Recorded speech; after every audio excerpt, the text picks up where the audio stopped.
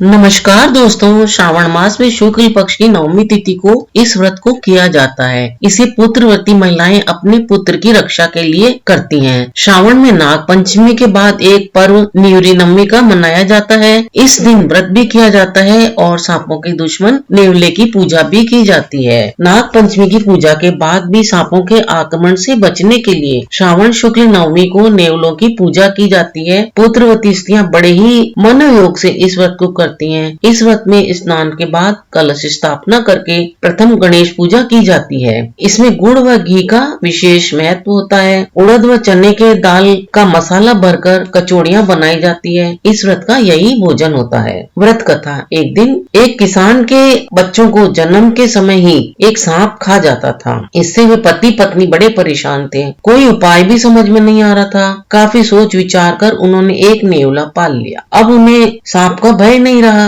एक दिन जब किसान की पत्नी पति का भोजन लेकर खेत पर गई तो मौका पाकर सांप बच्चे को काटने के लिए आ गया, किंतु नेवला सतर्क था। कदाचित वह भी समझ गया था कि उसके मालिकों ने उसे किस प्रयोजन से पाला है। अतः नेवले ने सांप के टुकड़े टुकड़े कर डाले तथा मालकिन को अपनी बहादुरी बताने के लिए खून से सना हुआ मुख लेकर द्वार पर जाकर बैठ गया। जब मालकिन आई तब उसने नेवले का मुख खून से सना देखा तो वह बहुत घबरा गई और उसने सोचा कि यह मेरे पुत्र को खाकर यहाँ आकर बैठा है। गुस्से में उसने आओ देखा न ताओ, हाथ का बर्तन उसने नेवले पर दे मारा। नेवला तड़प तड़प कर वहीं मर गया। जब भीतर जाकर माँ ने देखा तो उसने क्या देखा, बच्चा तो खेल रहा है लेकिन उसके पास ही सांप मरा पड़ा है। तब उसे अपनी गलती का एहसास हुआ। फिर एक दिन नेवले ने उसे स्वप्न में आकर कहा कि जो हो गया उसे भूल जाओ, लेकिन आज के दिन यदि पुत्रवती माताएं मेरा चित्र बनाकर मेरी पूजा करेंगी तो उसकी संतान की रक्षा होगी, मैं उनके संतान की रक्षा करूंगा। तभी से नेवले की पूजा होती